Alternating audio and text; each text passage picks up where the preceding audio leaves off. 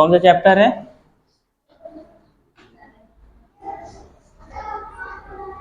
Current electricity. ठीक है, current electricity का मतलब ये है कि किस तरीके से करंट आता है और लाइट जलती है ना? समझे कि नहीं समझे? अरे भाई फैन चल रहा है, सारी चीज़ें किससे जुड़ी हुई हैं? इलेक्ट्रिसिटी से जुड़ी हुई हैं। और करंट होगा तभी इलेक्ट्रिसिटी आएगी, अगर करंट नहीं होगा तो इलेक्ट्रिसिटी नहीं आएगी। ठीक है, तो करंट बनता कैसे है, क्या उसका तरीका है बनने का, और क्या चीज़ ज़रूरी होता है? तो उसकी जो फंडामेंटल प्रॉपर्टी क्या है? चार्ज। क्या है फंडामेंटल प्रॉपर्टी? चार्ज। तो चार्ज है क्या? Charge it is a fundamental property of an object. क्या है? Fundamental property of an object. Charge क्या है? फंडामेंटल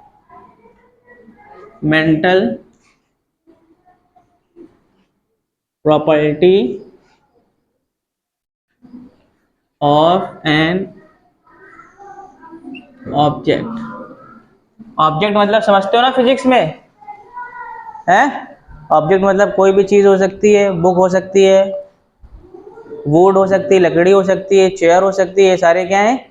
ऑब्जेक्ट हैं। तो fundamental property of an object का क्या मतलब हुआ कि ये एक फंडामेंटल प्रॉपर्टी है, हर एक ऑब्जेक्ट की एसोसिएटेड होती है। ठीक है, जैसे कि ये हमारे पास क्या है? एक पेन है। ठीक है, पेन है। अब पेन क्या है, किस चीज का बना हुआ है? इसका मटेरियल क्या है? प्लास्टिक। तो पेन के अंदर प्रॉपर्टी कौन सी हुई? मटेरियल की प्रॉपर्टी, और उस प्रॉपर्टी की वैल्यू क्या है? प्लास्टिक। इसके अंदर कलर क्या है? कलर भी तो एक इसकी प्रॉपर्टी है। कलर क्या है? ब्लू। प्रॉपर्टी की वैल्यू क्या है? ब्लू। ठीक है, और क्या क्या इसके अंदर प्रॉपर्टी समझ में आ रही है? इसका मास भी तो होगा कुछ, 2 ग्राम, 4 ग्राम, 5 ग्राम। अरे मास होगा कि नहीं होगा? है ना? तो मास, कलर, मटेरियल, ये इस ऑब्जेक्ट की प्रॉपर्टी है। इसी तरीके से चार्ज भी क्या होती है? ऑब्जेक्ट की प्रॉपर्टी होती है। ठीक है, अब इसमें क्या है कि हमको चार्ज दिख तो नहीं रहा है, लेकिन चार्जिंग करी जा सकती है। चार्जिंग करी जा सकती है। ठीक है, कैसे चार्जिंग करी जा सकती है? बताया कि एक कोई कपड़ा लिया हमने और दूसरा पेन लिया, प्लास्टिक का स्केल लिया। ठीक है, अब उस कॉटन के कपड़े को क्या कर रहे हैं हम? उस स्केल में रब करेंगे तो होगा क्या कि इलेक्ट्रॉन क्या होंगे? ट्रांसफर हो जाएंगे। क्या हो जाएंगे? इलेक्ट्रॉन ट्रांसफर हो जाएंगे। ठीक है, क्यों? क्योंकि हमने क्या बताया कि जो चार्ज जो है वो फंडामेंटल प्रॉपर्टी है हर एक ऑब्जेक्ट की। ठीक है, फंडामेंटल प्रॉपर्टी है ऑब्जेक्ट की। अब क्या होगा? चार्ज यानी कि पॉजिटिव चार्ज और नेगेटिव चार्ज। अब जब हमने उसको रब किया तो इलेक्ट्रॉन का क्या होगा? ट्रांसफर होगा। अच्छा, जिससे इलेक्ट्रॉन चले जाएंगे वो कौन सा बॉडी बन जाएगी? पॉजिटिव चार्ज की नेगेटिव चार्ज बनेगी? हाँ भाई, जो इलेक्ट्रॉन को देता है वो पॉजिटिव चार्ज बन जाता है, और जो इलेक्ट्रॉन लेता है वो नेगेटिव चार्ज बन जाता है। तो क्या होता है? इस तरीके से चार्जिंग हो जाती है। क्या हो जाती है? चार्जिंग। और जहां पे पोटेंशियल ज्यादा होता है यानी पॉजिटिव चार्ज ज्यादा होते हैं वो हाई पोटेंशियल होता है, और जहां पे नेगेटिव चार्ज वो क्या होता है? लो पोटेंशियल होता है। तो है क्या कि चार्ज क्या है? Fundamental property of an object. ठीक है, इतना समझ में आया? दूसरी चीज चार्ज में क्या जानने वाली है कि जो चार्ज होता है, एक चार्ज की जो वैल्यू होती है उसमें चार्ज कितना होता है? 1.6 इंटू -19 कूलम्ब। क्या होता है? कूलम्ब। ठीक है, कूलम्ब एक साइंटिस्ट है जिन्होंने लॉ दिया, कूलम्स लॉ। उन्हीं ने एक चार्ज की वैल्यू क्या दी कि 1.6 इंटू 10 की पावर -19 कूलम। ये एक चार्ज में क्या होता है? वैल्यू होती है। चार्ज की जो यूनिट बताई वो क्या बताई? कूलम। क्या बताई? कूलम। अरे जैसे मास देखते हैं तो मास का क्या है? केजी है। ठीक है, और पानी आनी लेते हैं तो लीटर में लेते हैं। तो इसी तरीके से अगर चार्ज लेंगे तो एक चार्ज बराबर कितना कूलम चार्ज होता है? 1.6 इंटू 10⁻⁻19 कूलम। ठीक है, अगर पॉजिटिव चार्ज होगा प्लस क्यू होगा तो ये कूलम क्या होगा, पॉजिटिव में होगा, 1.6 इंटू 10⁻⁻19 कूलम। और अगर निगेटिव चार्ज है तो हमारा क्या होगा, माइनस का 1.6 इंटू 10⁻⁻19 कूलम। ठीक है, तो चार्ज के बारे में ये पता चला। दूसरी चीज क्या जानना जरूरी है, चार्ज कौन कौन से होते हैं, पॉजिटिव चार्ज भी होता है, हाँ, जिसको हम क्या बोलते हैं, प्लस क्यू। और कौन सा होता है, नेगेटिव चार्ज भी होता है, नेगेटिव चार्ज, जिसको क्या बोलेंगे, माइनस क्यू। ठीक है, समझ में आया।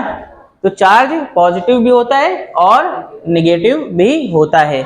ठीक है, अब चार्ज से क्या होता क्या है, चार्ज ना अपने सराउंड पे क्या क्या बना लेता है, इलेक्ट्रिक फील्ड बना लेता है। क्या बना लेता है, इलेक्ट्रिक फील्ड बना लेता है। Charge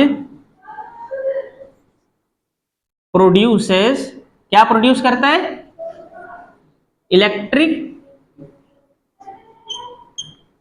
field. समझ में आया। अरे इलेक्ट्रिक फील्ड क्या होती हैं, इलेक्ट्रिक फील्ड एक फील्ड लाइंस होती हैं। ठीक है, समझ में आया। अरे जैसे कि कोई एक रेडियो एक्टिव मेटल लेके आए, हमने पीरियोडिक टेबल में बताया नहीं, रेडियो एक्टिव मेटल, उससे रेडिएशन निकलती है। इसी तरीके से जो चार्ज होता है, चार्ज अपने सराउंड पे क्या बना लेता है, इलेक्ट्रिक फील्ड्स बना लेता है। चार्ज के बारे में अभी तुम लोग क्लास 10th में हो, इतनी नॉलेज रखो कि चार्ज क्या है, एक फंडामेंटल प्रॉपर्टी है हर एक ऑब्जेक्ट की। चार्ज क्या होता है, 1.6 इंटू 10⁻⁻19 कूलम में उसकी एक चार्ज की वैल्यू होती है। चार्ज पॉजिटिव भी होता है और चार्ज नेगेटिव भी होता है। और चार्ज से क्या प्रोड्यूस होती है, इलेक्ट्रिक फील्ड प्रोड्यूस होती है। चार्ज से क्या प्रोड्यूस होता है, इलेक्ट्रिक फील्ड। दूसरी चीज है quantization of charge. Quantization of charge का मतलब ये है, quantization of charge. Quantization of charge का मतलब यह है कि जो चार्ज है वो इंटीग्रल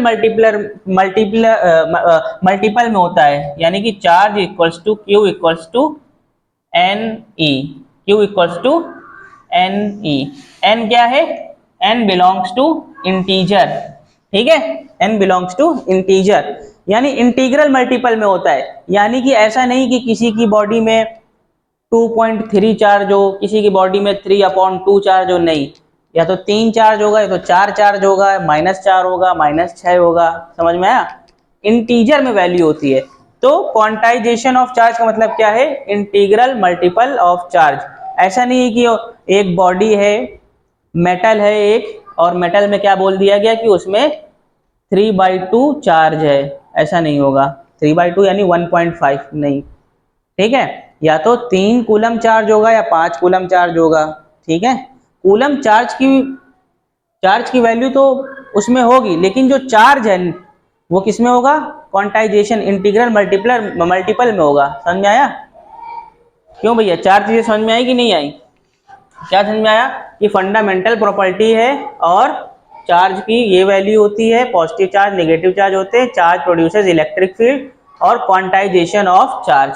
अब ये चार्ज से होता क्या है, चार्ज से होता क्या है कि जब ये चार्ज फ्लो करते हैं तो करंट बनता है। क्या बनता है, करंट बनता है। Rate of flow of charge called current. जिस रेट में ये चार्ज क्या करेंगे, फ्लो करेंगे, उसी से क्या बनता है, करंट बनता है। जैसे कि rate of change of displacement, displacement का रेट ऑफ चेंज क्या होता है, वेलोसिटी होता है।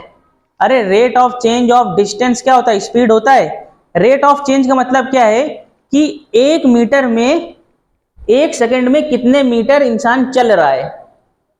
ठीक है, जैसे कि हम यहां से चौराहे तक गए, ठीक है, तो 1 सेकंड में हम कै मीटर चल जा रहे हैं। रेट ऑफ चेंज यानी कि रेट ऑफ चेंज क्या हो रहा है कि हर 1 सेकंड में कितना वो चल रहा है, उसी हिसाब से उसकी स्पीड बन जाती है। अगर हम 1 सेकंड में 10 मीटर चल रहे हैं तो क्या लिखा जाता है, 10 मीटर पर सेकेंड। यानी कि हर एक सेकंड में 10 मीटर बंदा जा रहा है। क्या हो रहा है? हर एक सेकंड में 10 मीटर इंसान चल रहा है। लाइब्रेरी में है, लाइब्रेरी में। पानी नहीं आ रहा। उससे ले लीजिए, काशिफ से ले लो। किसके पास है? एक लोग जाओ, दे दो जाके। तो क्या मतलब हुआ? 10 मीटर पर सेकंड जो वेलोसिटी होती है, उस वेलोसिटी का मतलब क्या हुआ कि एक शख्स जो है वो 10 मीटर चल रहा है हर एक सेकंड के एतबार से। समझ में आया? तो करंट क्या है कि rate of change of charge, कि जो चार्ज है किस रेट से चल रहा है, बन रहा है, उसको क्या बोलते हैं? करंट बोलते हैं। क्या बोलते हैं? करंट। समझ में आया? Rate of change of charge is called current. तो चार्ज जान लिया, चार्ज होता क्या है? चार्ज एक फंडामेंटल प्रॉपर्टी हर एक ऑब्जेक्ट की। चार्ज की वैल्यू क्या होती है? एक चार्ज में 1.6 10 की पावर -19 कूलम होता है। चार्ज पॉजिटिव भी होता है और चार्ज नेगेटिव भी होता है। चार्ज से क्या बनती है? इलेक्ट्रिक फील्ड बनती है। और चार्ज इंटीग्रल मल्टीपल में होता है। ठीक है, ये चीज समझ ली। और चार्ज से क्या बनता है? चार्ज करंट देता है। चार्ज जो है हमारा, चार्ज क्या देता है? चार्ज से करंट बनता है। ठीक है, अगर चार्ज सिर्फ बैठे रहेंगे एक जगह तो करंट नहीं बनेगा। चार्ज अगर एक जगह बैठे रहेंगे तो करंट नहीं बनेगा। चार्ज जब फ्लो करेगा, बहेगा, चलेगा, तब क्या बनेगा? करंट बनेगा। और जब करंट बनता है तो करंट से क्या होता है? फिर हमको लाइट मिलती है। इतना समझ में आया? हाँ, ठीक है। तो ये चार्ज के बारे में था, मेन फंडामेंटल चैप्टर में चार्ज के बारे में हमने जान लिया कि चार्ज ये होता है। अब इलेक्ट्रिक फील्ड के बारे में ज्यादा डिस्कस नहीं करेंगे, ये क्लास 11 का टॉपिक है कि इलेक्ट्रिक फील्ड कैसे जाती है। ठीक है, उससे फोर्स कैसे प्रोड्यूस होगी, पोटेंशियल कैसे बनेगा। तो ये सारी चीजें जो हैं ये क्लास 11 के टॉपिक में है, लेकिन चार्ज का हमारे लिए जानना बहुत जरूरी था। ठीक है, अब बात करते हैं कि करंट क्या होता है। करंट क्या होता है? अच्छा, पिछले वाले जो लेक्चर देखा हमने चार्ज के बारे में, तो चार्ज के क्वांटाइजेशन से एक हमको फॉर्मूला मिला, Q इक्वल्स टू NE। अगर हम बोलें कि सपोज हमारे पास ये एक बुक है, एक बॉडी है, जिसमें चार्जिंग की गई है, रब करके फ्रिक्शन से चार्जिंग की गई है। तो इसमें जो हमारे पास टोटल चार्ज है वो 4Q है। कितना है? 4Q। तो इसमें टोटल चार्ज की वैल्यू क्या होगी? तो टोटल चार्ज की वैल्यू क्या होगी? N इक्वल्स टू 4 हो गया, और Q की O, और E, यानी कि एक चार्ज पे कितना चार्ज होता है? 1.6 इंटू 10 की पावर -19 कोलम। और कितने हैं इसमें? 4 हैं। तो 4 मल्टीप्लाई बाई 1.6 इंटू 10 की पावर -19, तो टोटल चार्ज हमारे पास निकल आएगा। तो Q इक्वल्स टू NE अभी तक हम लोगों ने सीख लिया कि Q इक्वल्स टू क्या होता है? NE। ठीक है, N बेसिकली क्या है कि नंबर ऑफ इलेक्ट्रॉन्स। क्या है? नंबर ऑफ इलेक्ट्रॉन हो सकते हैं। ठीक है, प्रोटॉन हो सकता है। और ये क्या है? चार्ज। चार्ज एक पे कितना चार्ज होता है? 1.6 इंटू 10 की पावर -19 कूलम। तो हमने क्या कहा कि हमने एक पेन को इस कपड़े से रब किया, अब इसमें से इलेक्ट्रॉन ट्रांसफर हो गए हैं पेन में। क्या हो गए हैं? पेन में इलेक्ट्रॉन कितने ट्रांसफर हुए हैं? 50 इलेक्ट्रॉन पेन में ट्रांसफर हो गए हैं। तो अब होगा क्या कि 50 इलेक्ट्रॉन उसमें ट्रांसफर हो गए। अब हम पूछे टोटल चार्ज कितना हुआ, तो 50 इलेक्ट्रॉन ट्रांसफर हुए और हर एक इलेक्ट्रॉन पे कितना चार्ज है? 1.6 इंटू 10 की पावर -19 कूलम का चार्ज है। तो ये हो जाएगा, जब मल्टीप्लाई करोगे तो ये टोटल चार्ज निकल आएगा। समझ में आया? ओके, अब हम बात करते हैं करंट की। क्या बात करते हैं?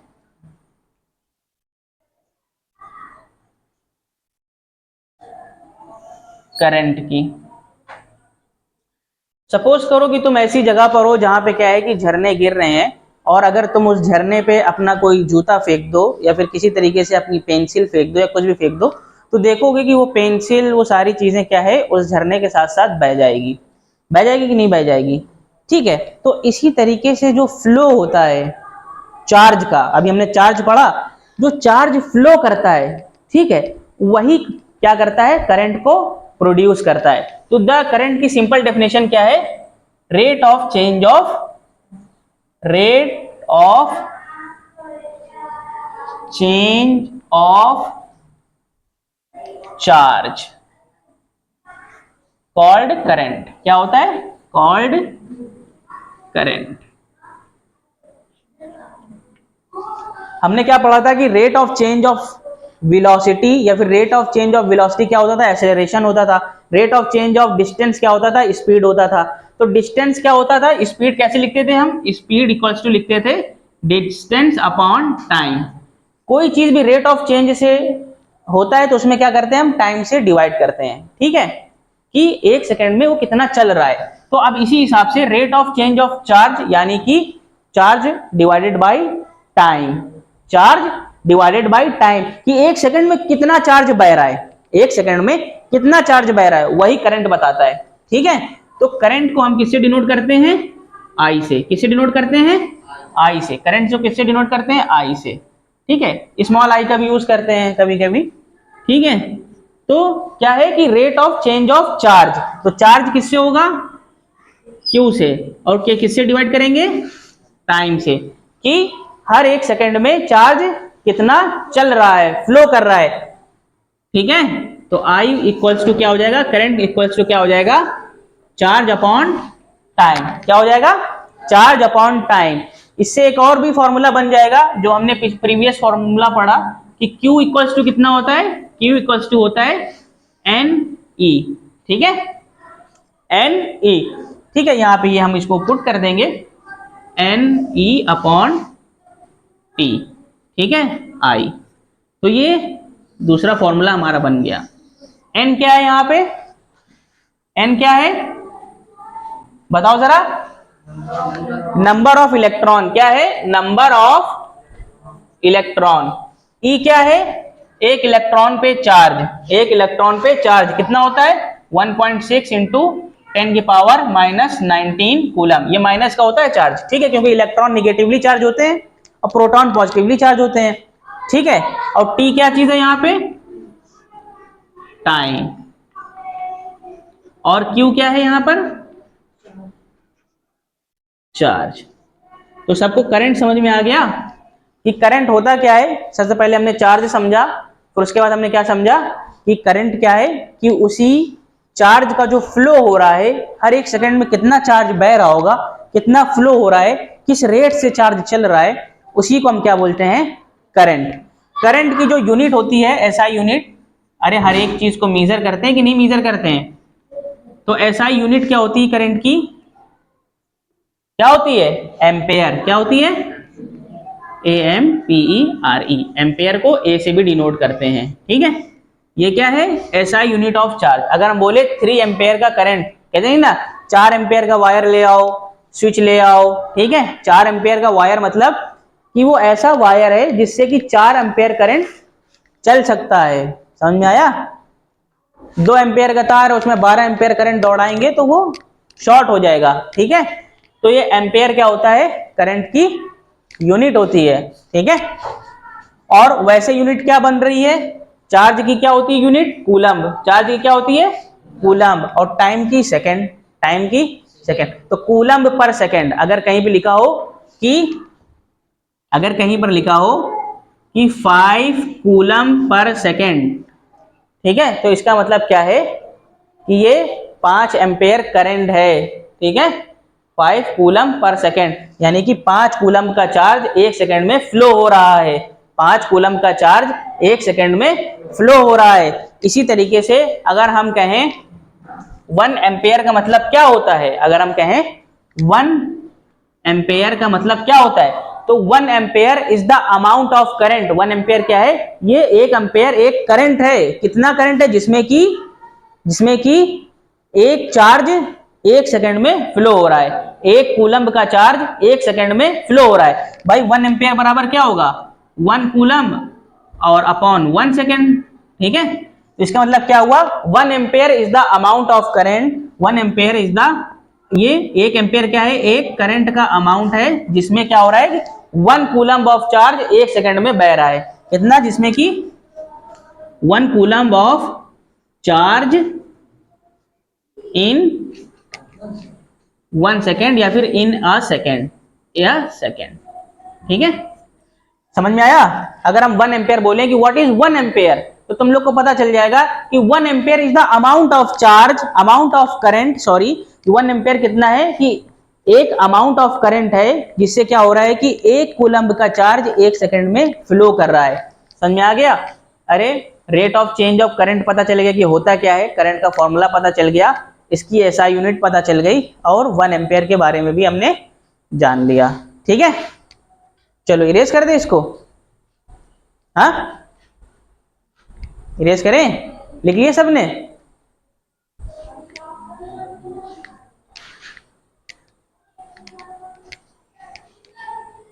Don't forget to like, comment, and subscribe.